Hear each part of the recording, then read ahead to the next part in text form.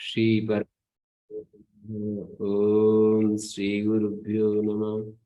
ओम मातृशक्तये नमः।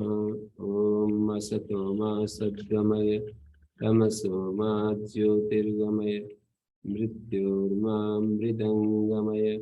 ओम शांति शांति शांति।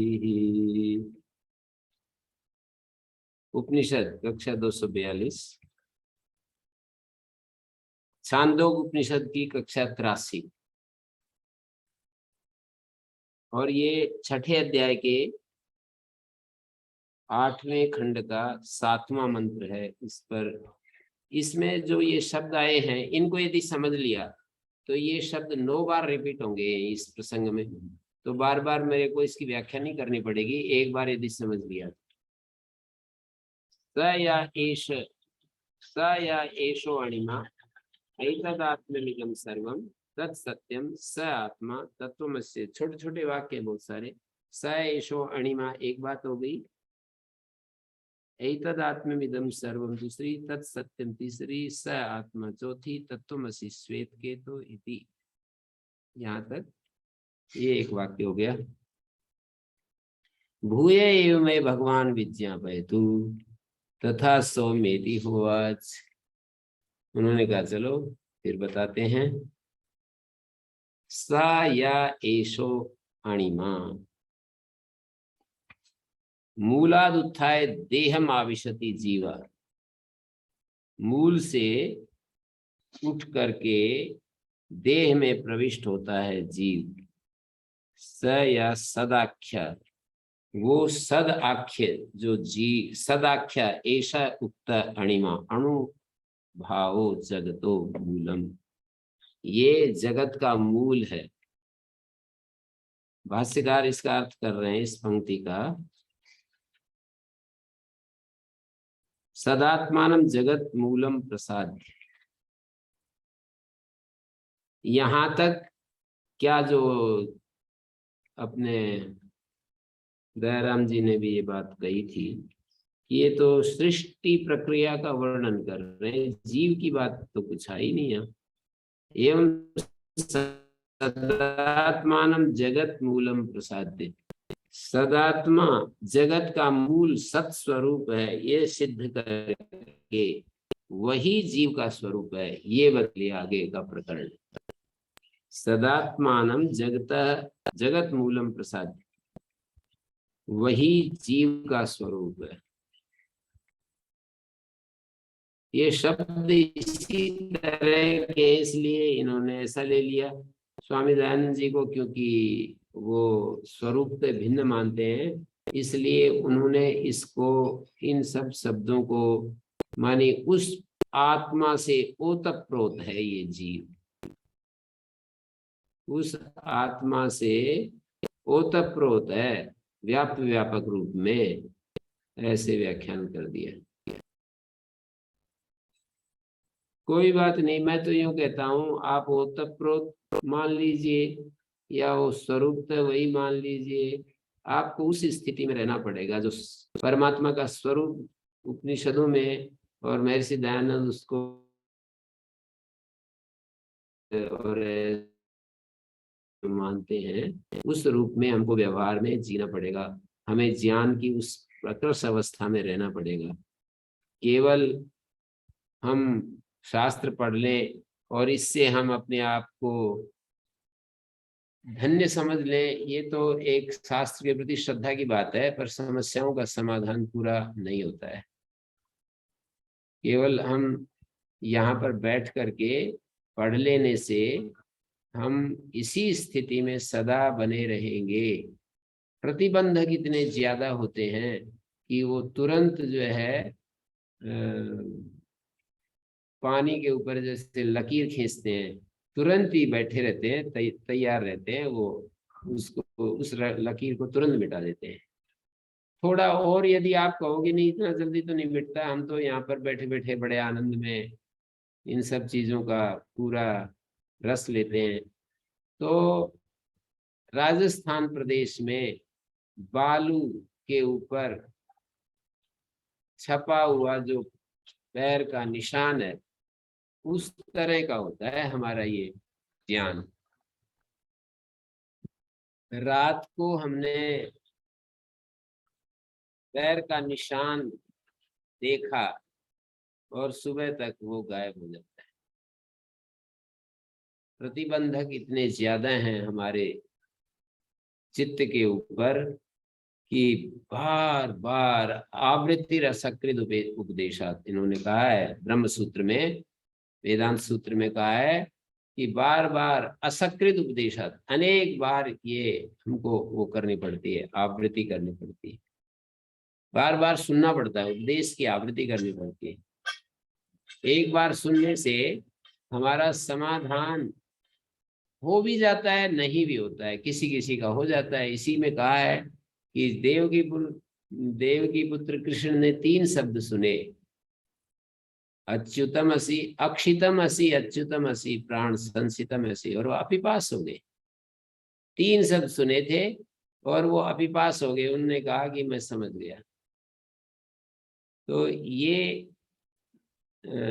स्थिति भी होती है कि एक बार सुनते ही और हमारे को आत्म ज्ञान हो जाए, सूर्य की तरह प्रकाश हो जाए और कभी भी वो गायब नहीं हो, सारे प्रतिबंधक एक झटके जाएं, ये भी होता है। और ये भी होता है पानी के ऊपर जैसे लकीर खींचते हैं, वो तुरंत ही तो मिट जाती है। या ये उदाहरण आपको थोड़ा अति में जाकर के दिखाई देता है, तो जो बालू रेत के ऊपर पड़ा हुआ है राजस्थान में जो निशान है, ये तो बिल्कुल सटीक उदाहरण है। बालू के ऊपर जो निशान, हम चलने का निशान बन जाता है, वो निशान प्रातः काल तक आपको गायब मिलेगा, क्योंकि वो मिट्टी आकर के उसके ऊपर जमा हो जाती है। तो इसलिए इतना प्रतिबंधक, ये प्रतिबंधक क्या है? इच्छाएं, तृष्णाएं, कर्म की वासनाएं, अविद्या, ये सारा जो है राग द्वेष, ये सारे प्रतिबंधक हैं जो कि फिर आत्मा इतना शक्तिशाली नहीं है कि इन प्रतिबंधों को हटा। आत्मा की जो प्यास है, भूख है, जिज्ञासा है, वो है शक्तिशाली। आत्मा शक्तिशाली। आत्मा तो दोनों ही चीजों का प्रकाशक है। आत्मा तो बादलों को बनाता है, तो उसका मतलब सूर्य तो बादलों को बनाता है, वो उनको हटाएगा कैसे? जो जिसका जनक होता है उसको हटाएगा कैसे? सूर्य के कारण ही तो बादल बनते हैं। तो आत्मा की उपस्थिति में ही तो ये अविद्या, काम, कर्म, ये सब काम करते हैं। तो आत्मा की उपस्थिति मात्र से अविद्या, काम, कर्म नहीं हटते हैं, आत्मा की भूख से ये हटते हैं, आत्मा की जिज्ञासा से ये हटते हैं। आत्मा की आत्मविषय जो जिज्ञासा है, बार बार कहते हैं ना, आत्मा वारे द्रष्टव्य, श्रोतव्य, मंतव्य, जिज्ञासितव्य। आत्मा ही अन्वेष्टव्य है, ऐसा बार बार कहते हैं। तो उस अन्वेषणा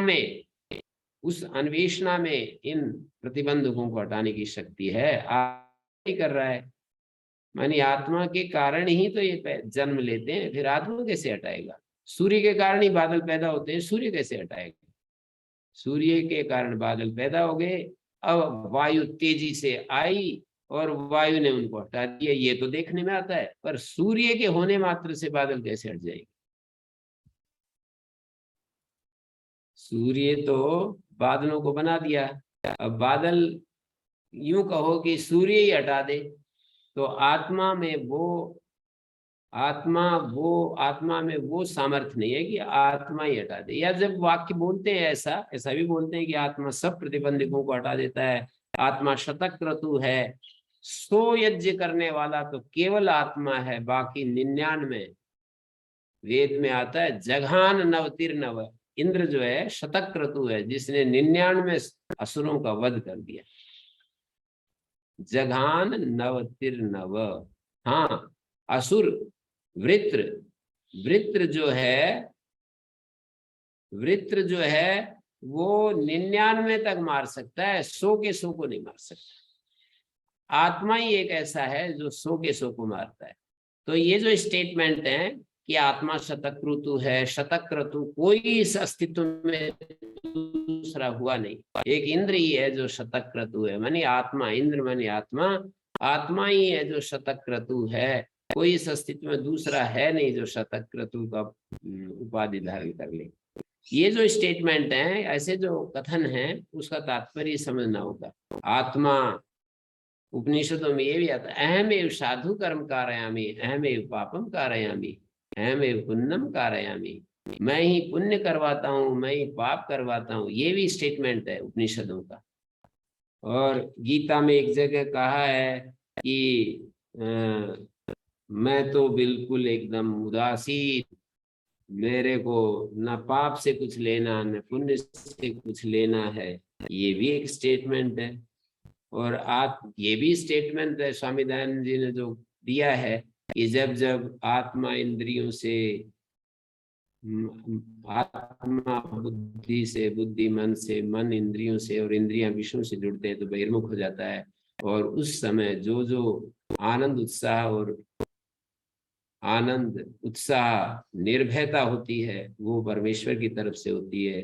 और जब जब ये होता है लज्जा, भय, और लज्जा होती है, भय होता है, संकोच होता है, आनंद उत्साह और निर्भयता, और भय लज्जा शंका होती है, तो वो ईश्वर की तरफ से है। ये भी स्टेटमेंट है। इन सब स्टेटमेंटों को मुझे ऐसे बिल्कुल साफ साफ दिखते हैं कि ये स्टेटमेंट कहाँ कौन सा लागू होगा, कौन सा सूत्र कहाँ लागू होगा। ये बिल्कुल जैसे व्याकरण में मुझे दिखाई देते हैं कि यहाँ वृद्धिरादेच, यहाँ पर वृद्धि रेची, यहाँ पर सार धातुकार धातु गयो, यहाँ पर तद्धिते सुचामादे, ऐसे मुझे सारे सूत्र, अलग अलग जो सूत्र हैं जो स्टेटमेंट के रूप में मैं बोल रहा हूँ, वो सब दिखाई दे रहे हैं। सारे गडमड नहीं है कि कहीं तो कुछ कह रहे हैं, कहीं कुछ कह रहे हैं। क्या मतलब है इनका? कोई कुछ बोल देता है, कोई कुछ बोल देता है, ऐसा नहीं है।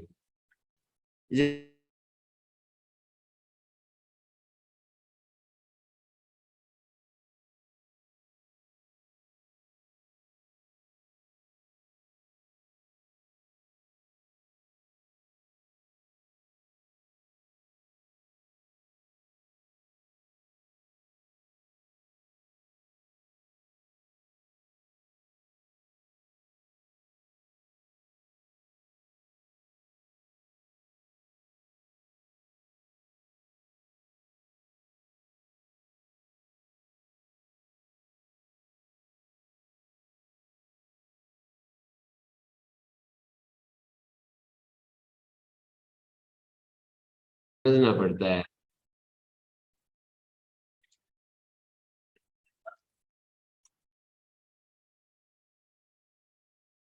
तो वो आत्मा के लिए ये भी स्टेटमेंट है, समोहम सर्वभूतेषु न मे द्वेषोऽस्ति न प्रिय। मैं सबके प्रति समान ऐसा हूँ, न मेरा कोई द्वेष है न कोई प्रिय है। ये भजन्ति तुमाम भक्त्या मयि ते तेषु चाप्यहम्। जो भक्ति से मेरा भजन करते हैं, मैं उनमें होता हूँ, वे मुझ में होते हैं।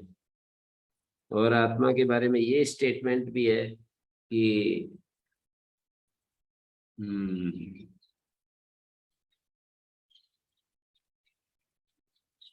कि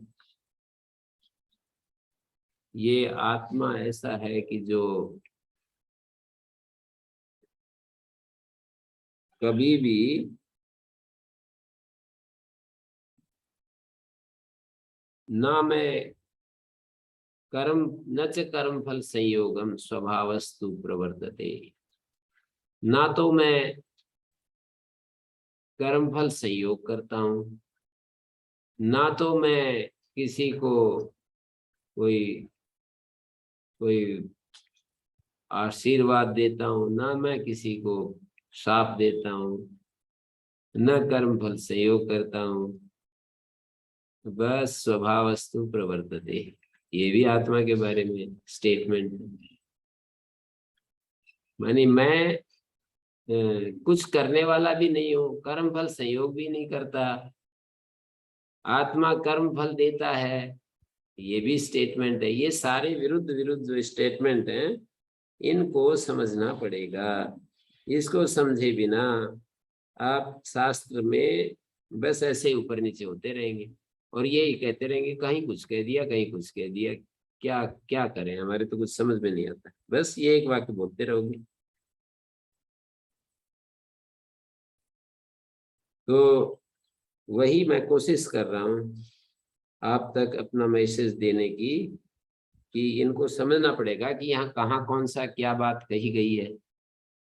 शुद्ध आत्मा की जहाँ बात है वहां ये सब स्टेटमेंट लागू होंगे कि मैं कुछ नहीं करता हूँ, मैं निष्क्रिय हूँ, मैं कुछ भी नहीं करता। ये सारी बातें वहां पर लागू होंगी जहाँ आत्मा का शुद्धतम रूप बताया गया है, जहाँ उसको ईश्वर के रूप में प्रस्तुत किया गया है। तो वो सब कुछ कर रहा है, वो कर्म फल भी दे रहा है, सृष्टि रचना कर रहा है, वो सारा सब कुछ कर रहा है जहाँ ईश्वर के रूप में वर्णन। जब हम ध्यान करते हैं और जब हम एक असंप्रज्ञात समाधि की स्थिति में होते हैं, उस समय आत्मा का निर्गुण स्वरूप हमारे भीतर प्रकट हो रहा होता है। वहां पर निर्विशेष स्वरूप, निष्क्रिय स्वरूप प्रकट होता है। जब हम असंप्रज्ञात अवस्था में होते हैं तो वहां निर्गुण निष्क्रिय स्वरूप प्रकट होता है। तो वो जो निर्गुण निष्क्रिय स्वरूप है वो भी है तो सही ना, शास्त्र से समर्थित है। जैसे कि निषेधवाचक शब्दों के द्वारा जब हम उस तत्व तक पहुंचना चाहते हैं या पहुंचते हैं, तो वो ऐसा स्वरूप सामने आता है जिसमें कोई विशेषता नहीं। निषेधवाचक शब्दों से नेति नेति करते जब हम अपनी यात्रा को आगे बढ़ाते हैं, ये भी नहीं, ये भी नहीं, ये भी नहीं, जो जो भी दिखने में आ रहा है उस सब को हटाते चले जाते हैं। देखने वाला दिखने वाले से अलग है, इस सिद्धांत को सामने रखकर जो जो भी जानने में आ रहा है उसको हटाते जाते हैं कि वो जानने वाले का हिस्सा नहीं है। और एकमात्र ज्ञान मात्र, दृष्टा दृषि मात्रा, योग दर्शन का सूत्र भी ये कह रहा है, दृष्टा दृषि मात्र ना होता तो पतंजलि को ये भाष्य करने की जरूरत नहीं थी। दृष्टा का भाष्य किया है दृषि मात्र, शुद्ध दृषि मात्रा, ये उसका भाष्य किया है दृष्टा शब्द का। नहीं तो सभी जानते हैं दृष्टा मैंने देखने वाला, यदि देखने वाला दृष्टा होता तो दृषि मात्रा कहने की जरूरत नहीं। दृष्टा दृषि मात्रा शुद्धा ये जो कहा है, ये इसलिए कहा है कि उसका एक्चुअल स्वरूप जो है वो वर्णन किया है पतंजलि ने। और प्रत्यानुपश्या जो कहा है ये उसका बुद्धि संयुक्त रूप का वर्णन है। तदा द्रष्टु स्वरूपे अवस्थानम उसके शुद्धतम रूप का वर्णन है। और वृत्ति सारूप्य मितरत्र जो सूत्र में बात कही गई है वो उसके बुद्धि संयुक्त रूप का वर्णन। तो ऐसे हम समझ सकते हैं चीजों को ना, कहाँ कौन सी बात किस सेंस में कही है। तो जब हम न्याय शास्त्र या वैशेषिक शास्त्र पढ़ते हैं तो आत्मा को गुणों के रूप में ही समझना होता है। उस शास्त्र को पढ़ते समय कि आत्मा इच्छा वाला है, द्वेष वाला है, सुख वाला, दुख वाला, प्रयत्न वाला, धर्माधर्म संस्कार वाला, सारे इन विशेष धर्मों से आत्मा युक्त होता है। इच्छा, द्वेष, प्रयत्न, सुख, दुख, ज्ञान, धर्माधर्म, 9 जो विशेष गुण हैं उनके सहित आत्मा है। सामान्य धर्म तो ऐसे हैं कि जो सभी द्रव्य मात्र में वैशेषिक आचार्य मानते हैं। संख्या, परिमाण, पृथक्त्व, संयोग, विभाग, ये 5 गुण ऐसे होते हैं जो सभी द्रव्यों में मानते हैं।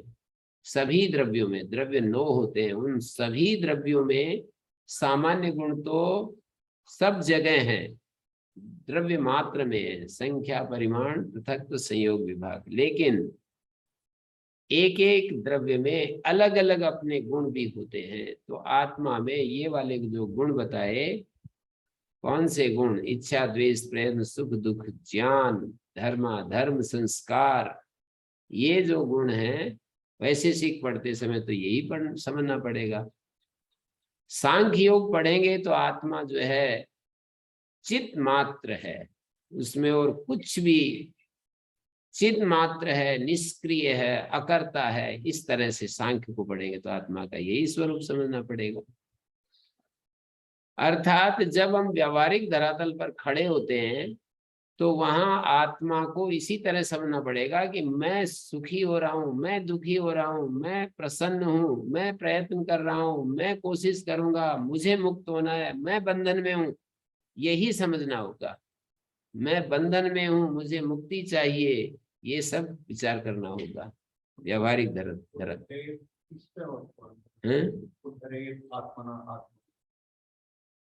हाँ, वो जब कहा जाता है कि भाई अपने ही द्वारा अपने अपना उद्धार करें, यहाँ पर भी दो आत्माओं का वर्णन हो गया, तीन आत्मा बल्कि यहाँ पर, उद्धरेद आत्मना आत्मानम नात्मानम अवसादयेत आत्मा एव आत्मनो बंधु आत्मा रिपुरात्मना।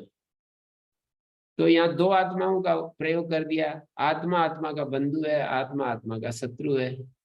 उद्धरेद आत्मना आत्मानम, अपने द्वारा अपना उद्धार करे, आत्मानम अवसादेत, अपने आप को नीचे न गिराए।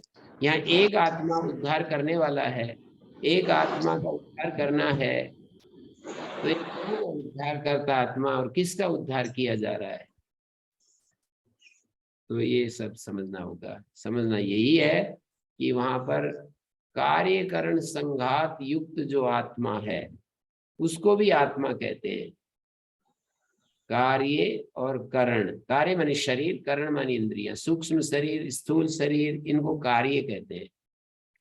नहीं, स्थूल शरीर को कार्य कहते हैं और सूक्ष्म शरीर को लिंग शरीर कह देते हैं, करण भी कह देते हैं। न तस्य कार्यम करणम च विद्यते न तत्समस्याभ्यधिकस्य दृश्यते, श्वेताश्वतर उपनिषद में कहा उसका कोई कार्य नहीं, उसका कोई करण नहीं, उसे कोई समान नहीं। न तस्य कार्यम करणम च विद्यते न तत्समस्याभ्यधिकस्य दृश्यते। तो कार्य और करण शब्द हमारे शरीर के लिए और इंद्रियों के लिए प्रयुक्त होता है। तो कहा कि उद्धरेद आत्मना आत्मानम आत्मान अवसादेत, अपने आप को नीचे न गिराए। माने ये जो हमारी जो ये स्थिति है, हम जब सत्व में स्थित होते, हमारे अंदर पॉजिटिव विचार होते, तो हम हमारे मित्र हो जाते हैं। और जब हमारे अंदर नेगेटिव विचार आते हैं और हमारे अंदर प्रकृति के आकर्षण हमें पकड़ लेते हैं, तो हम स्वयं ही हमारे शत्रु हो जाते हैं। हम का मतलब यहाँ पर बुद्धि संयुक्त जो आत्मा है वही प्रयास करने वाला है और वही नीचे जाने वाला है, वही ऊपर उठने वाला है। वही जब ऊपर उठ जाता है तो अपने समस्त धर्मों से रहित शुद्ध आत्म तत्व के रूप में प्रकट हो जाता है। वही आत्मा एक स्थिति में जो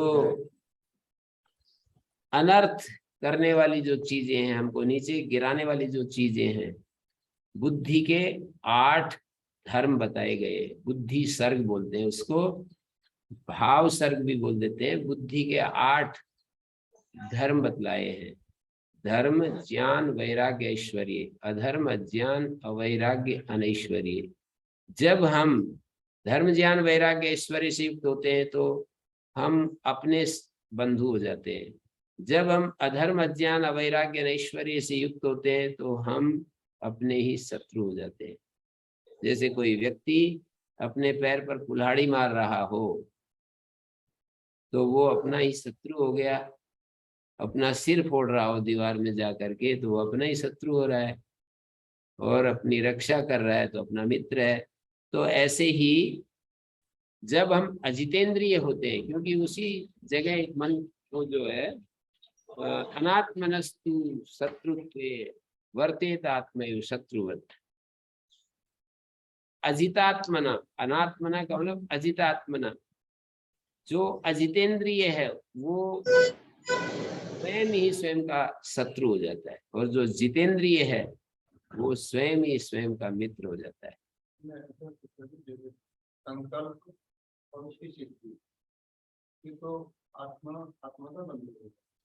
विचार संकल्प किया और उसको प्रमाद आलस्य से दबा दिया या नहीं किया। हाँ तो वो ठीक हो गया ना फिर। वही मैं कह रहा हूँ कि शुद्ध जो आत्मा होता है वहां कोई संकल्प नहीं होता है, कोई विकल्प नहीं होता है, कोई इच्छा नहीं होती। जब बुद्धि से युक्त होता है तब ये संकल्प, इच्छा और उत्साह और ये सब आते रहते हैं। सत्व गुण, रजोगुण, हैं, प्रमाद आलस्य निवृत्ता, ये सारे के सारे तमस के कारण से आते हैं। प्रवृत्ति, कर्म और चंचलता और महत्वाकांक्षा, ये सब रजस के कारण आते हैं। धीरता, शांति, गंभीरता, वो सत्व के कारण आते हैं। तमस की निवृत्ति, तमस की निवृत्ति तो वही होगा, सत्व को बढ़ाने से तमस हटेगा। तीन जो गुण होते हैं, तमस को तमस से थोड़ी हटा सकते हैं। तीन गुण अपने अपने हिसाब से काम कर रहे होते हैं। सत्व की वृद्धि से रजस और तमस कम होते चले जाते हैं। सत्व की वृद्धि कैसे होती है? विचार से, ध्यान से, निष्कामता से और स्वाध्याय से, सत्संग से, महापुरुषों के वीतराग विषयम वाचित्तम, महापुरुषों का विचार करने से, शास्त्रवाणी को सुनने से, शास्त्रवाणी को ध्यान रखने से, इससे सब जो है वो तमस हट जाता है। आप देखिए, ये जैसे एक विचार दूसरे विचार को हटा देता है आपके मन में, उसी को प्रतिपक्ष भावना तो कहते हैं ना शास्त्रकार, कि जब हमारा मन वितर्कों से प्रभावित हो तो उसको ये सोचना चाहिए दुखद ज्ञान अनंत फला। पर जब बहुत ज्यादा प्रवाह तेज हो जाता है तो आदमी ये भी छोड़ देता है और फिर बह जाता है पूरा। गीता में वो भी कहा है कि ये दूसरे अध्याय में एक श्लोक में ये कहा कि जब ये हमारा मन जो होता है, यन मनोनु विधीयते, ऐसा श्लोक है।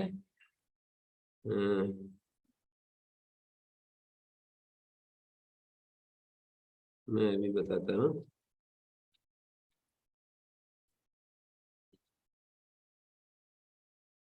इंद्रियाणाम ही चरताम यन मनोनु विधीयते। इंद्रियां जब अपने विषय में विचरण करती हैं और मन उनके साथ हो जाता है, बाई चांस मन उनके साथ हो गया, तो उसकी जो बुद्धि शक्ति है, विवेक शक्ति है, जो उसने हजारों घंटे विचार करके प्राप्त की है, वो भी उसके साथ हो जाती है। और विद्वान भी अविद्वान जैसे कार्य करने लगते हैं। कब?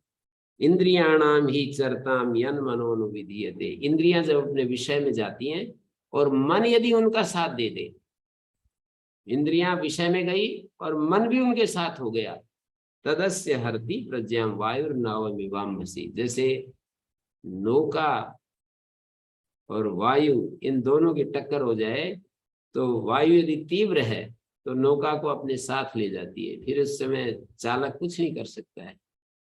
तो वायु तो मन की तरह है और चालक बुद्धि की तरह है, विवेक की तरह है। बुद्धि वायु के साथ, जैसे मन के साथ बुद्धि हो जाती है। वायुर्नावम निवाम्भसि, वायु जैसे नौका को लेकर के अपने साथ चल देती है, चालक कुछ भी नहीं कर पाता है। उसी तरह से जब मन इंद्रियों के साथ हो जाता है, तो इसलिए सावधानी कहाँ रखनी होती है? शास्त्र का और आचार्य का उपदेश का कहाँ उपयोग है? एक एक ऐसी तत्व, ऐसे रत्न गीता में भरे पड़े हैं, और कोई उपदेष्टा आचार्य उनको संदेश, मतलब उसको पॉइंट आउट करे, उसको बता दे कि देखो यहाँ पर ये बात कही गई है। तो कितनी अद्भुत चीजें हैं यहाँ। तो जैसे ये कहा कि प्रकृतिम यान्ति भूतानि निग्रह किं करिष्यति। निग्रह क्या करेगा? प्रकृति तो, ये जितने भी प्राणी हैं अपने स्वभाव में ही जाएंगे, जोर जबरदस्ती कहाँ चलेगी।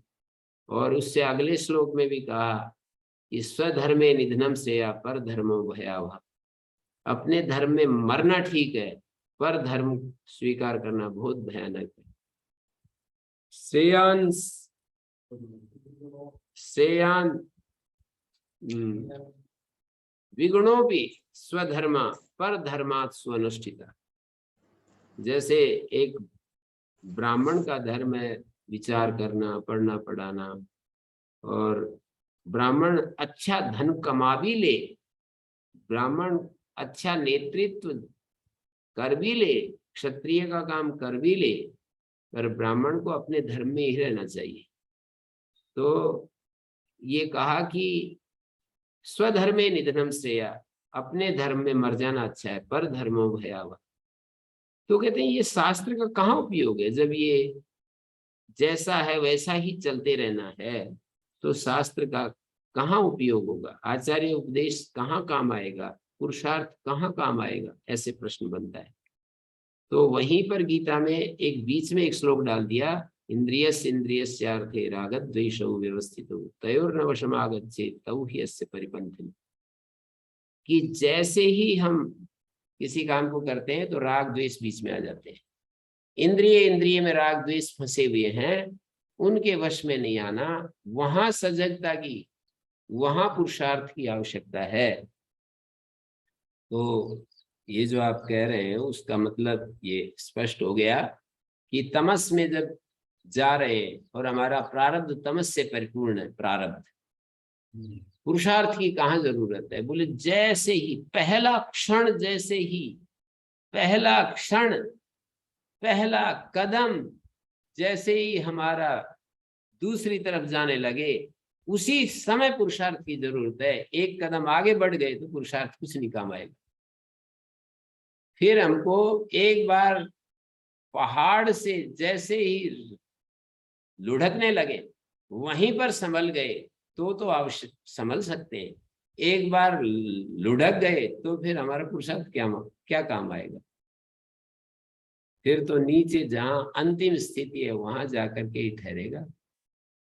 वहीं जाकर के हमारे को होश आएगा कि सब हमारे तो हाथ पैर टूट गए सब। उस समय हमारे को फिर वापस चढ़ने के लिए प्रयत्न करना पड़ेगा।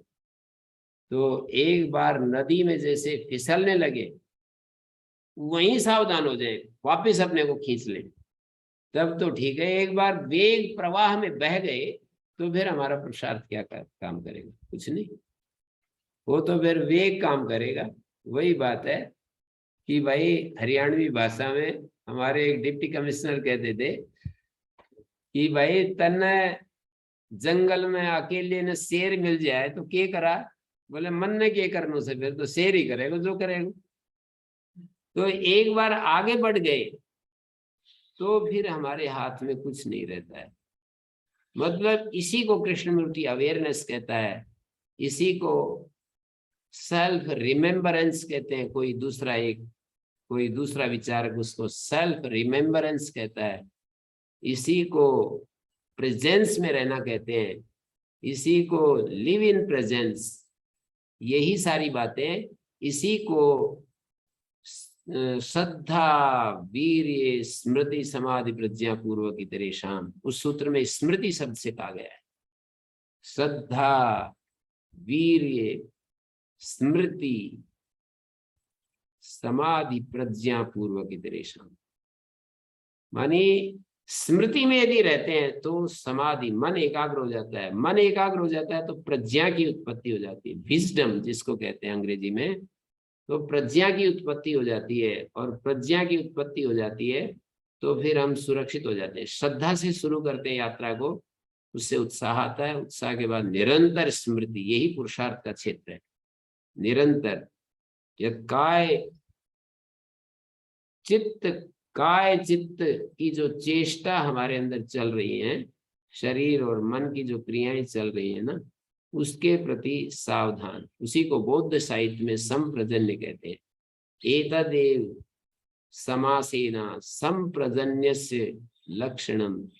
संक्षेप से यही संप्रजन्य का, जो पतंजलि ने स्मृति कहा है, उसको बौद्ध साहित्य में संप्रजन्य कहा है। एतदेव समासेना संप्रजन्यस्य लक्षणम यत् काय चित्त चेष्टाया अवेक्षणम मुहुर्मुहुः। जो हमारे काय और चित्त की जो चेष्टा है उसको बार बार देखना, अवेक्षणम मुहुर्मुहु। तो ये पुरुषार्थ का क्षेत्र आ जाता है। तो जब हम कहते हैं कि अपने को अपने आप को अपने से बचाएं, अपने आप से अपने आप को बचाएं, इसका मतलब है स्वयं इतना सजग, इतना प्रमाद रहित, इतना अवेयरनेस में रहे, इतना पुरुषार्थ की चरम सीमा में रहे। आंतरिक पुरुषार्थ, शारीरिक पुरुषार्थ तो जो बहुत बड़े उद्योगपति होते हैं वो भी करते ही है ना। मन के स्तर पर जो पुरुषार्थ होता है, राजनीति में जो चल रहे होते हैं, उनको बड़े पद पर जो है उनको अपनी नींद खत्म करनी पड़ती है, बहुत सीमित करनी पड़ती है। एक कोई व्यक्ति, इनका सोनिया गांधी का बॉडीगार्ड, वो मेरे पास आते हैं, मेरे को गुरुजी के रूप में बार बार बोलते हैं। तो वो बता रहे कि मैडम रात को 1 बजे भी सोती हैं, तो 7 बजे तैयार होकर के, नहा धो करके और बैठ जाती हैं काम करने के। तो ऐसे जो बड़े लोग हैं वो पुरुषार्थ करते ही हैं। जो इतना जिनके पास काम है, पूरे देश का नेतृत्व है, हजारों लोगों से मिलना होता है, वो कैसे एक समय को ऐसे वेस्ट कैसे कर सकते हैं। बाह्य पुरुषार्थ तो सभी करते ही हैं, पर आंतरिक पुरुषार्थ मन के स्तर पर जो है ना, वो पुरुषार्थ हमारा सजगता, मानी राग द्वेष के वश में न आना। तयोर न वशम आगच्छित, राग द्वेष के वश में नहीं आना चाहिए। वे इसके लुटेरे हैं, डाकू हैं।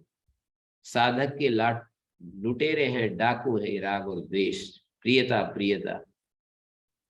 तो बहुत ही ज्यादा संसार तो जल रहा है। किसी एक व्यक्ति, जैसे ना किसी ने कहा कि वो पैसे मांग रहे हैं, किसी व्यक्ति ने कहा कि पैसे मांग रहे हैं, मैंने आपका नाम दे दिया कि मैं तो गुरुजी से पूछूंगा कि दूं या नहीं दूं। अब वो यूं कह देगा गुरुजी ने मना कर दिया, तो वो व्यक्ति तो सारी उम्र के लिए द्वेष बांध लेगा ना, आगे देखो इन्होंने बीच में आकर के मेरा काम खराब कर दिया। तो ऐसे संसार की स्थिति है। ये एकदम योग मार्ग ऐसा है जैसे कि धारा के विपरीत चलना। बिल्कुल जैसे वहां से हिमालय से गंगा आ रही है तो हिमालय की तरफ तैरना, बिल्कुल एकदम से संसार से। इसलिए शास्त्र कहता ही है, निशा या निशा सर्वभूता नाम तस्याम जागृति संयमी। जो निशा या निशा सर्वभूतानम, सारे प्राणियों के लिए जो निशा है, मानी ये जो संयम, तपस्या, सजगता, ये सब निशा जैसे है ना प्राणियों के लिए, उसमें जागता है। और यस्याम जागृति भूतानी, ये भूत लोग जिस विषयों में, भोगों में, इच्छाओं में, तृष्णाओं में, कामनाओं में जाग रहे हैं, वो तो निशा है। तो ये सारी बातें हमें समझनी है कि कहाँ कौन सा स्टेटमेंट लागू हो रहा है। विरुद्ध वचन हमको सुनाई पड़ेंगे शास्त्र में, उनकी संगति लगानी पड़ती है कि यहाँ इस को आधार बना करके ये कहा जा रहा है। मुझे तो कुछ भी आचार्य शंकर और महर्षि दयानंद में कोई दिक्कत ही नहीं होती। अब ऐसी स्थिति आ गई मेरी तो मैं कहता हूँ ठीक है, वो इस बात को लेकर के ऐसा बोल रहे हैं, आचार्य शंकर ऐसा समझ करके ये बात कह रहे हैं, कहीं भी मेरे को कहीं टकराव ही नहीं होता। और ये भी आप देख सकते हैं, दूसरा भी एक पक्ष होता है कि हम निर्दोष, निर्विकार, शांत, राग द्वेष मुक्त, जिस उपाय से भी हमें हो सकते हैं वो होना ही होता है। चाहे आप त्रैत सिद्धांत के अनुसार हो जाएं, चाहे द्वैत सिद्धांत मतलब अद्वैत के अनुसार हो जाएं, आपको ये सारी चीजें करनी पड़ेंगी। आप यदि अपने मन को निर्दोष बना लेते हैं, निर्विकार बना लेते हैं, निष्काम बना लेते हैं, अपने मन को एक और आगे बढ़कर निष्क्रिय बना लेते हैं। निष्क्रिय का मतलब आलसी बना लेते हैं, ये नहीं, निष्क्रिय का मतलब आलसी बना लिया, ये बिल्कुल नहीं है। ओ माता जी, निष्क्रिय। हाँ जी। जो आपने अभी आपने स्थिति बताई, यही इसी को तो प्राप्त करना है, यही तो लास्ट है। चाहे स्वामी दयानंद जी हो, चाहे शंकर हो, और चाहे कल आप उदाहरण दे रहे थे किसका, शौच आदि का, चाहे वो हो, तो जब आखिर के उसमें पहुंचेंगे तो भाई ये तो ठीक है कि मिट्टी और पानी है। यानी कि कहीं पर भी जो आप जो बार बार बातें बताते हो, ये वास्तव में ही कुछ भी नहीं आपके अनुसार, और आपको ये प्राप्त है, इसलिए आप इसमें बताने में भी आनंद ले रहे हो। हाँ, तो मैं यही कह रहा हूँ कि हमारे को ये जो शास्त्र जब हम पढ़ रहे हैं, तो शास्त्र की शास्त्र, देखिए, ये शास्त्र को आधार बनाकर हम चल रहे हैं ना। स्वाध्याय जो कर रहे हैं, श्रवण मनन निधिध्यासन कर रहे हैं, हम शास्त्र को सुन रहे हैं, शास्त्र पर मनन कर रहे हैं, शास्त्र पर हम विचार कर रहे हैं। तो ये जब हम श्रवण मनन निधिध्यासन शास्त्र को कर रहे हैं, तो शास्त्र क्या कह रहा है ये भी तो समझना पड़ेगा ना। और शास्त्र विरोधी बातें कहता रहता है। अब उन विरोधी बातों की संगति लगानी पड़ती है कि यहाँ इस भाव से, इस दृष्टि से शास्त्र ये बात कह रहा है। जैसे कि आपको भी शास्त्री जी को जो अभी बोल रहे थे, इनको कितनी, कि ये सांख्य में तो ये कहा है, और वेद अद्वैत वेदांत में ये कहते हैं। अब ये समस्या आती है ना, वैशेषिक में ये कहा है, सांख्य में ये कहा है। तो एक एक दृष्टि से, एक एक स्थिति में, एक एक जो उसके सामने खड़ा हुआ शिष्य होता है, उसको उसको देखते हुए आचार्य का उपदेश होता है। तो किन को आचार्य किसको उपदेश कर रहा है, वो एक अलग अलग है, उसके स्तर अलग अलग है। तो न्याय वैशेषिक के जो आचार्य होते हैं, वो हमारे को जहां हम खड़े हैं, वो हमारी बहुत ही ज्यादा स्थूल स्थिति है, उससे हमें आगे बढ़ाना चाहते हैं, आगे निकालना चाहते हैं कि तुम ये समझो कि कौन हो रहा है इस अस्तित्व में दुखी। तो यही तो आएगा कि मैं दुखी हो रहा हूँ। कौन सुखी हो रहा है? मैं सुखी हो रहा हूँ। कौन कोशिश कर रहा है? मैं कोशिश कर रहा हूँ। कौन प्रमाद कर रहा है? मैं प्रमाद कर रहा हूँ। अपने ऊपर सारी जिम्मेदारी लो। सुखी दुखी, प्रमाद, सजगता, जिज्ञासा, सबका जिम्मेदार कौन है? तो मैं हूँ। तो ये ओ बात माता जी, है जी। यही बात वैसे से क्या आप दोहरा रहे हो, और कई बार यही कटती है। एक बात, दूसरी बात, आखिर में वैशेषिक ने भी जाकर के, कणाद मुनि ने भी यही कहा, तद अभावात संयोग अभाव। हाँ, वो तो है ही। तो फिर बाद में ये टकराहट तो नहीं रही ना जी, जो आखिर में कुछ बचा ही नहीं, सांख्य के अनुसार ही वहां हो गया जी, अगर जाए हाँ, तो। तो मैं तो अब यही नहीं। बोल रहा हूँ ना कि विरोध नहीं दिखाई देता मुझे। मैं तो यही कह रहा हूँ, विरोध कहाँ है। पर उनको समझना पड़ेगा कि ये इस स्तर की बात है, यहाँ ये बात इस स्तर पर कही गई है, ये बात इस स्तर पर कही गई है। अद्वैत का जो अंतिम उपदेश है, वो व्यवहार में आप देखेंगे तो वहां पर तो द्वैत ही है। वहां पर कहाँ अद्वैत की बात कही जाती है कि कुछ है ही नहीं दूसरा, एकम एवं द्वितीयम। ये जो उपदेश है, ये व्यवहार में जब हम, एक उपदेशता है, दूसरा उपदेश्य है, उपदेश क्रिया है, ये सारा है, तो कहाँ पर हम कह रहे हैं कि एकम एवं द्वितीयम, सदैव सोमविदम, एकम एवं द्वितीयम। पर तत्वतः क्या है? 1000 वाट के, हमारे एक संस्कृत टीचर जो मुझे बीए फर्स्ट ईयर में पढ़ा रहे थे, तो कितने वर्ष बाद, मतलब 72 के बाद मैं एक बार मिलने गया। अभी 72 के बाद कितने वर्ष हो जाते हैं, मतलब 28 और 10, लगभग 50 वर्ष। 50 वर्ष बाद मैं उनसे मिलने गया। वो तो यंग थे उस समय, और मैं तो बालक ही था बिल्कुल। तो वो मेरे को बताने लगे कि मुझे बिल्कुल स्पष्ट हो गया है। उन्होंने उपनिषद पर पीएचडी की, तो बताया मुझे बिल्कुल स्पष्ट हो गया है कि 1000 वाट का बल्ब है या 0 वाट का बल्ब है, बिजली तो एक ही, बिजली में कोई अंतर नहीं। 1000 वाट का बल्ब बहुत प्रकाश देता है, 0 वाट का बल्ब बिल्कुल थोड़ा देता है। तो सूर्य जैसा प्रकाश पिंड और पृथ्वी जैसा या मनुष्य जैसा एक व्यक्तित्व, बिजली तो एक ही है दोनों। यस्यासो आदित्य यस्य पुरुषे स एकः, उपनिषद भी कह रहा है यस्यासो आदित्य, जो आदित्य में है, यस्य पुरुषे, जो पुरुष में है, मानी इस कार्यकरण संघात में है।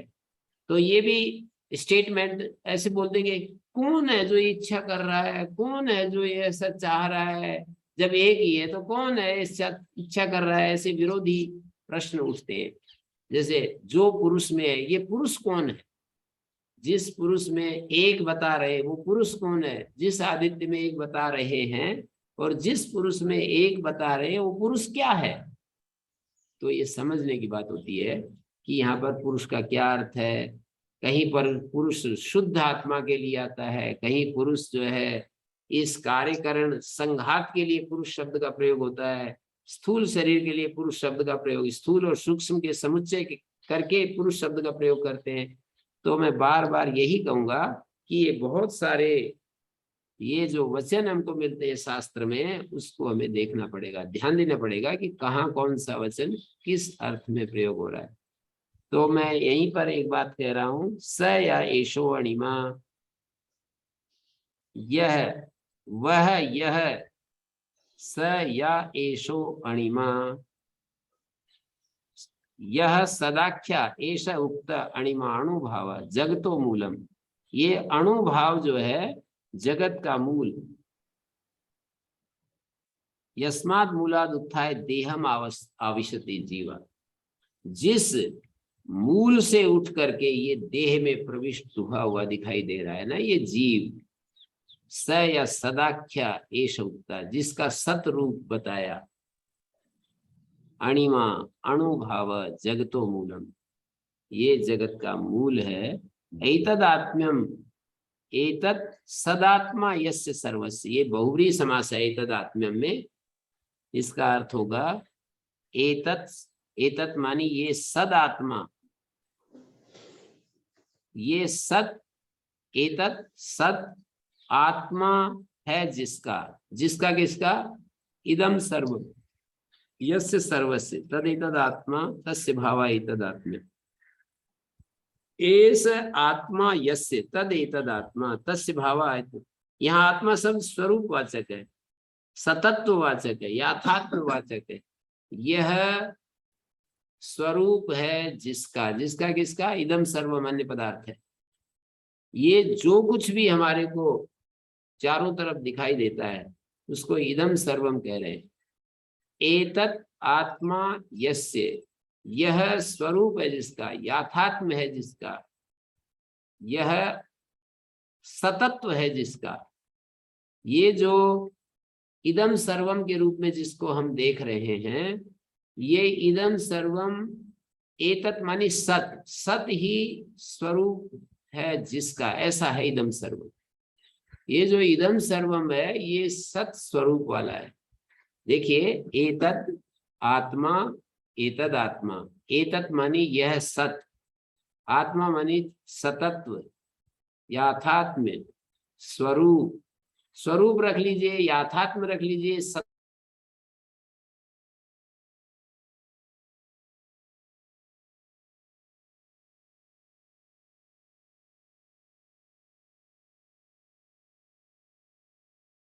है जो बुद्धि के द्वारा विचार करने में आ रहा है, वो सब इदम सर्वम है। ये जिसको हम यहाँ पर देख रहे हैं, पांचों इंद्रियों के द्वारा देख रहे हैं, इदम सर्वम, ये 5 इंद्रियों के द्वारा ग्रहण करने योग्य इदम सर्वम, ये कैसा है इदम सर्वम? बोले एतद आत्म्यम, ये आत्मा ही, आत्मा है जिसका, ये सत ही आत्मा जिसका, ये सत ही स्वरूप है जिसका, ये सत ही याथात्म जिसका, ये सत ही यथात्म है जिसका, ऐसा है इदम सर्वम। सैस अणिमा, ये सत बिल्कुल अणुभाव, अणुरूप है। एतद आत्म्यम इदम सर्वम, ये सारा इस सत स्वरूप है। पीछे कहा ही है कि जैसे उस आदेश को तुम जानते हो जिसको जान लेने पर सब कुछ जान लिया जाता है। और ये प्रश्न उठाया कि ऐसा कौन सा आदेश हो सकता है कि एक को जान लेने से सब कुछ जान लिया जाए।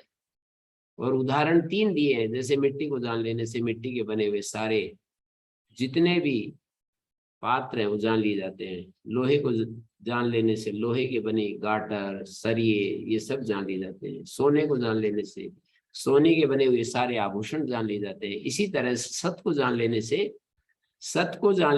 सत के बनी हुई ये सारा विश्व है। इदम सर्वम सत का बना हुआ है, तो उसको वो ज्ञान में आ जाता है। ऐतद आत्म्यम इदम सर्वम, ये सब ऐतद आत्म्यम है, यही आत्मा है जिसका, ऐसा है इदम सर्वम तत्सत्यम। तत्सत्यम, तत्सत्यम का मतलब हो गया मानी सदाख्येन आत्मना आत्मवत सर्वम इदम जगत। सदाख्य आत्मा से ये सारा जगत आत्मवान है। नान्यो अस्ति अस्य आत्मा संसारी, इसका कोई और आत्मा नहीं है, इसका कोई अन्य आत्मा नहीं है। नान्य अतो अस्ति दृष्टा, नान्य अतो अस्ति श्रोता इत्यादि दूसरी श्रुतियों में भी कहा है कि और कोई इसका संसार की आत्मा नहीं है इस जगत का। एन च आत्मना आत्मा आत्मवत सर्वमिदं जगत तदेव सदाख्यम कारणम सत्यम परमार्थ सत्य। जिस आत्मा से आत्मवान है ये सब जगत, वही सदाख्य कारण है, वही सत्य है, परमार्थ सत्य है। तत्सत्यम, वह जो सत्य है वो सत्य है। तत्शब्द सत्य को कह रहा है, वह सत्य सत्य है, मानी परमार्थ सत्य है। जिस आत्मा से ये सब आत्मवान हो रहा है वो सदाख्य कारण जो है वो सत्य है, परमार्थ सत्य है। तत्सत्यम, तत् मानी सदाख्य जो कारण है, सत्य रूप जो कारण है वो सत्य है, परमार्थ सत्य है। स आत्मा सैव आत्मा जगता प्रत्यक्ष स्वरूपम सतत्वम। स आत्मा मानी वही सत्य इस जगत का सतत्व है। अभी तक तो जगत की बात चल रही है सारी। स एष अणुमा, ये अणु है, अणिमा का अर्थ अणु अर्थ ले लीजिए, वो अणु अत्यंत सूक्ष्म है। ऐतद आत्म्यम इदम सर्वम तत्सत्यम। स आत्मा, वह सत परमार्थ सत्य है। स आत्मा, और वही इस जगत का प्रत्यक्ष स्वरूप है, इसका याथात्म है। सैव आत्मा जगता, वही इस जगत का आत्मा है, प्रत्यक्ष स्वरूप है, याथात्म है। और आत्म शब्द जब निरुपद होता है, माने उसके साथ में कोई और आगे पीछे जुड़ा हुआ नहीं होता है आत्म शब्द, तो वो प्रत्येक आत्मा में एक प्रकार से रूढ़ होता है। जैसे कि गो आदि शब्द किसी एक अर्थ में रूढ़ होते हैं, तो आत्मा शब्द जब निरुपद होता है तो प्रत्येक आत्मिक गवादि शब्दवत निरूढ़त्वम, उसका निरूढ़ता होती है, मतलब विशेष प्रसिद्ध होता है, पॉपुलर इन पर्टिकुलर सेंस, तो वो आत्मा है। और फिर इतना कहने के बाद अतः तत्सत्वमसि हे श्वेत केतो, हे श्वेत केतो तुम भी वही आत्मा हो। तुम्हारा जो दृश्यमान रूप है इसको हटा करके यदि आप देखेंगे तो तुम भी वही आत्मा हो जो जगत का मूल आत्मा है, इस सारे अस्तित्व का मूल जो आत्मा है, तुम भी वही हो, ऐसे कह दिया। हे श्वेत केतो तत्त्वम असि, तत् सत त्वम त्वम असि, यहाँ पर त्वम तद असि, तुम भी वही हो। तो पुत्र कहता है कि जब ये बात बता दी कि भूये में भगवान विज्ञापयतु एतद् भवदुक्तम तत्संदिग्धम ममा अहनि अहनि सर्वा प्रजा सुसुप्ते सत्संपद्यन्ते इति एतद् येन तत्संपद्य न विदु सत्संपन्ना वयमिति अतो दृष्टान्तेन माम प्रत्याययतु। ये भाष्यकार कह रहे हैं भूये में भगवान विज्ञापयतु, भगवान विज्ञापयतु, मुझे और अच्छे से समझाओ। यद भवदुक्तम, जो आपने हमको बताया कि ममा अहनि अहनि सर्वा प्रजा सुसुप्ते सत्संपद्यन्ते, आपने मेरे को जो बताया कि हम रोजाना सत में जाते हैं, प्रतिदिन हम सत संपन्न हो जाते हैं, ये तत्संपद्य न विदु, पर उसको प्राप्त होकर के भी हम जानते नहीं है कि हम सत संपन्न हो गए। कोई और उपाय खोजो जिससे कि मुझे समझ में आ जाए। ये जो आपने सुसुप्ति का दृष्टांत दिया कि हम सुसुप्त अवस्था में सत में लीन हो जाते हैं, जागृत और स्वप्न से जब हम सुसुप्ति में जाते हैं तो सत संपन्न हो जाते हैं, ये बात अभी मुझे समझ में नहीं आई। और जो आप ये कह रहे हो तत्वमसि, तुम वही हो, गहरी नींद में जो हमारा स्वरूप है वो दूसरा कोई बचता नहीं, वही हो जाते हैं हम, मानी सत ही हो जाते हैं हम, सत संपन्न। मानी हमसे मतलब जो अभी मन बुद्धि से लिपटा हुआ जो आत्म चैतन्य है वो मन बुद्धि के शांत होने पर आत्म स्वरूप में अवशेष रह जाता है, ऐसा कह रहे। तो भूये माँ भगवान विज्ञापयतु एतद् भवद उक्तम तत्संदिग्धम मम, ये मुझे अभी संदेह रहित नहीं बात समझ में आ रही। तत्संदिग्धम मम, मेरे लिए वो संदेह बना हुआ है। अहनी अहनी सर्वा प्रजा सुसुप्ते सत संपद्यन्ते, जो आप ये कह रहे हो कि प्रतिदिन सारी प्रजाएं सुसुप्त में सत में संपन्न हो जाती है, तत्संपद्य न विदु, लेकिन उसको सत संपन्न होकर के भी जानते नहीं कि हम सत संपन्न हो गए, किसी और दृष्टांत से मुझको समझाओ। तो उन्होंने कहा ठीक है और दृष्टांत समझा देते हैं। तो मेरे ख्याल में यहाँ पर इसको विराम दे देते हैं, यदि किसी का कोई प्रश्न है तो बोलिएगा। गुरु जी ये बाद में श्वेत केतु के लिए ये भेद खुलेगा ना आगे? 9 बार प्रश्न करेंगे, 9वीं बार भेद, मतलब भेद क्या वो कह देंगे कि समझ गए। मतलब बार बार यही कहता रहेगा कि मैं समझ में नहीं आ रहा है मेरे को, और बार और किसी दृष्टांत से समझाओ, और किसी तरीके से समझाओ, मेरे को अभी संशय दूर नहीं हुआ है। तो आखिरी में 9वें बार में जा करके वो चुप हो जाता है, फिर उसके बाद में वो कह देता है कि मैं समझ गया। हमारी व्यवस्था उसी तरह है गुरु जी, हम भी श्वेत केतु जैसे ही हैं। तो वेट करो, आप भी वेट कीजिए।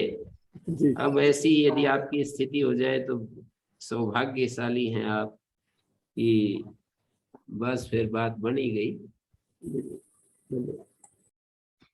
ओम गुरु जी। जी तो जैसे कल आप कह रहे थे सुषुप्ति में मतलब हम तमस से तो जुड़े ही रहते हैं, तो जी जब यहाँ पे कह रहे हैं सुषुप्ति में हम बार बार उस सत से जुड़ते हैं और फिर भी हमें उसका एहसास नहीं वहां होता। पर ये तो भाषा है कि हम जुड़ते हैं, वहां पर हम और जिससे जुड़ते हैं वो ये दो नहीं रहते हैं ना, वो केवल भाषा में ऐसा बोलना पड़ता है जी कि हम और उससे जुड़ते हैं, तो दो हो गए यहाँ। तो यदि ऐसी भाषा बोलेंगे तो, पर ये बोलने में हमको ऐसे ही कहना पड़ता है। और मैं अब भी यही कह रहा हूं कि तमस से जुड़े रहते हैं ऐसा नहीं, सूर्य अंधकार से जुड़ा हुआ है, बादल से जुड़ा हुआ है ऐसा नहीं, प्रतिबंधक तमस उसके ऊपर है, आच्छादित है बस। जी अपने शुद्धतम रूप में हम पहुंच गए और तमस बादल के रूप में अभी उसके ऊपर छाया हुआ है। आत्मा तमस से जुड़ा हुआ, ये भाषा न बोलकर हम ये बोले कि आत्मा अपने शुद्धतम रूप में है और तमस उसको अभी घेरे हुए। जी गुरु जी। तो ये 3 अध्यायों में यही बात, ये सुसुप्ति को बार बार बीच में ला करके हमारे सामने रखेंगे। 8वें अध्याय में भी ऐसे कहेंगे, ये बात बहुत ही अच्छे से समझाते हैं वहां पर कि जैसे पहले भी मैंने चर्चा की उसकी, कि जैसे जो बादल होते हैं वो आकाश के साथ एकीभूत रहते हैं, और फिर सूर्य की गर्मी से सूर्य की गर्मी से बादल के रूप में दिखाई देने लगते हैं। जब वो आकाश में, बादल आकाश में होते हैं, 8वें अध्याय का ये है 12वां, 13वां, 14वां। अशरीरो वायु, ये 12वां खंड है। अशरीरो वायु अभ्रम विद्युत स्तनयित्नु अशरीरम अशरीराणि एतानि। वहां पर ये कहा दूसरे मंत्र में कि ये वायु अशरीर है, बादल अशरीर है, विद्युत अशरीर है, बिजली अशरीर है। तद यथा एतानि अमुष्माद आकाशात् समुत्थाय। जैसे ये आकाश से उठकर परम ज्योति रूप संपन्न, परम ज्योति को प्राप्त होकर स्वयं रूपेण अभिनिष्पद्यन्ते, अपने रूप में आ जाते। मानी वायु अशरीर है, बादल अशरीर है। कब वायु अशरीर कब है? जब कोई भी आकाश में वायु का कण भी नहीं दिखाई दे रहा है। अभ्र अशरीर है कब? जब आकाश में बादल रहित आकाश दिखाई दे रहा है। विद्युत स्तनयित्नु, ये सब अशरीर कहा। अशरीराणि एतानि, ये सब अशरीर होते हैं। तद यथा एतानि अमुष्माद आकाशात्, उस आकाश से अलग दिखाई देने लगे। कब?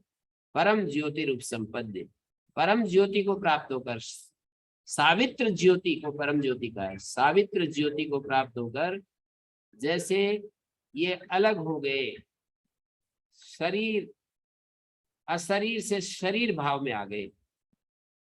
स्वेन रूपेण निष्पद्यन्ते, अपने रूप में आ गए। एवं एव ऐसा संप्रसाद है। तीसरे मंत्र में कहा ऐसे ही ये संप्रसाद, माने नींद में गया हुआ जो ये पुरुष है। संप्रसाद का मतलब होता है जो अपनी पूर्ण स्वच्छ अवस्था में, निर्मल अवस्था में जो नींद में पहुंचा हुआ, उसको संप्रसाद कहा है। एवं एव ऐसा संप्रसाद है। वायु अभ्र विद्युत स्तनयित्नि की तरह है ये संप्रसाद। अशरीरा अस्मात् शरीरात् समुत्थाय, ये जो उसका शरीर है, कौन सा? कारण शरीर। अस्मात् शरीरात् समुत्थाय परम ज्योति रूप संपद्य, परम ज्योति को प्राप्त होकर स्वेन रूपेण अभिनिष्पद्यते स उत्तमा पुरुषा। परम ज्योति को प्राप्त होकर मानी अपने असली स्वरूप को प्राप्त होकर, वही जो इस शरीर के साथ एकीभूत था, हमारा जो कारण शरीर है इसके साथ एकीभूत हुआ जो संप्रसाद है, कारण शरीर से ऊपर उठकर अपने उस वास्तविक स्वरूप में आ जाता है, उसको उत्तम पुरुष कहते हैं। मानी एक तो इस शरीर के साथ और एक शरीर से अलग होकर के अपने स्वरूप में आता है, उसको उत्तम पुरुष कहते हैं। शरीर के साथ, शरीर से ऊपर उठकर। तो निद्रा अवस्था में शरीर के साथ तो रहता ही है, उसको कारण शरीर कहते हैं। स्वप्न अवस्था में सूक्ष्म शरीर के साथ रहता है। कारण और सूक्ष्म दो होते हैं वहां स्वप्न में। स्थूल अवस्था में, जागृत अवस्था में 3 होते हैं, कारण, सूक्ष्म, स्थूल, तीनों शरीरों के साथ होता है। तो यहाँ पर निद्रा अवस्था का उदाहरण पूछा है, पकड़ा है, तो वहां कहा एवं एवे से संप्रसाद है। जैसे ये वायु आदि का दृष्टांत है, ऐसे ही वायु आदि नाम आकाश आदि साम्य गमनवत, जैसे कि वायु आदि आकाश के साम्य हो गए। माने आकाश और वायु अलग नहीं दिखाई देता, आकाश और बादल अलग नहीं दिखाई देते, आकाश और विद्युत अलग नहीं दिखाई देती, आकाश और स्तनयित्नु, जो शब्द वाली बिजली है उसको स्तनयित्नु कहते हैं, प्रकाश वाले को विद्युत कहते हैं, वो अलग नहीं दिखाई देते। अविद्या संसार अवस्थायाम शरीर साम्यम आपन्नो, अविद्या अवस्था में शरीर के साथ एकीभूत हुआ ये जो आत्मा है, अहम अमुष्य पुत्र, मैं उसका पुत्र हूं, जीर्ण हो गया, मैं मरूंगा, अविद्यावस्था में ये सब व्यवहार करता है।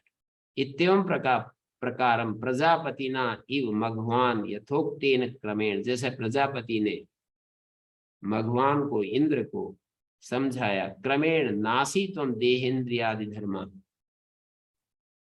प्रजापति ने समझाया इंद्र को, मघवान को कि तुम इंद्रियादि धर्म वाले नहीं हो, तत्वम असीति प्रतिबोधिता सन, तुम तो वही हो, ऐसा प्रतिबोधित किया। स संप्रसादो जीवो, ये संप्रसाद जो जीव है, अस्मात् शरीरात्, इस कारण शरीर से, आकाशादि वायु आदया, जैसे आकाश से वायु आदि उठ जाते हैं ना सावित्र ज्योति को पाकर, ऐसे यह जो कारण शरीर है इससे ऊपर उठ जाता है, माने इससे अलग हो जाता है। और उसमें क्या कहा, समुत्थाय देहादि वैलक्षण्यम आत्मनो रूपम अवगम्य, देहादि से विलक्षण जो अपना स्वरूप है उसको उसका बोध प्राप्त करके, अब उसका बोध करने वाला और बोध जिसका करता है वो कोई दो थोड़ी है, पर ये भाषा है, बोली जा रही है। देहादि वैलक्षण्यम आत्मनो रूपम अवगम्य, देहात्म भावना हित्वा, ये जो हमारी देहात्म भावना है गहरी नींद तक बनी रहती है, उसको छोड़कर स्वेन रूपेण सदात्मना एवं विनिष्पद्यते, अपने सदात्म रूप में आ जाता है। सयेन स्वेन रूपेण संप्रसाद अविनिष्पद्यते, वो जिस स्वरूप में संप्रसाद अविनिष्पन्न होता है, प्राक प्रतिबोधा तद भ्रांति निमित्तात्, जैसे प्रतिबोध से पहले, तत्वमसि ये प्रतिबोध जो दिया गया है उससे पहले वो अपने आप को शरीर रूप में समझता है, अपने आप को परिच्छिन्न समझता है, अपने आप को संसारी समझता है।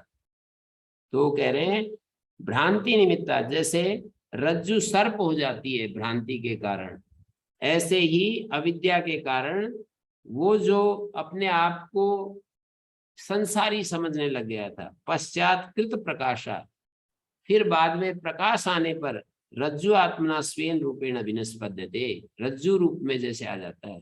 एवं स उत्तमा पुरुषा उत्तमश्चासु पुरुषा, ये सब बताएंगे आगे चल करके। तो ये हमको सुसुप्ति वाली जो अवस्था है ये बार बार इन उपनिषदों में समझाई गई है कि वहां पर ये शुद्धतम रूप में होता है। ये हमारे को अपनी बुद्धि में बिठाना पड़ेगा, इन उदाहरणों से, इन श्रुतियों के वचनों से। माने बृहदारण्यक में अजात शत्रु कथा में भी बताएंगे और दूसरी जगह भी बताएंगे और यहाँ पर भी बता रहे हैं। तो धीरे धीरे मतलब धैर्य पूर्वक हम लगे रहेंगे तो हमारी बात बन जाएगी, ये तो पूरा निश्चय है। इनकी बात बनी है, इनकी बात का मतलब भगवान की बात बन गई, इंद्र की बात बन गई, श्वेत केतु की बात बन गई, तो हम वही तो हैं, हम श्वेत केतु हैं, हम इंद्र हैं। हम यहाँ पर जो इस श्रुति को पढ़ रहे हैं ना, श्वेत केतु के रूप में हम पढ़ रहे हैं और भगवान के रूप में हम पढ़ रहे हैं। श्वेत केतु की जो समस्याएं हैं वो सारी हमारी समस्याएं। ओम शांति शांति शांति।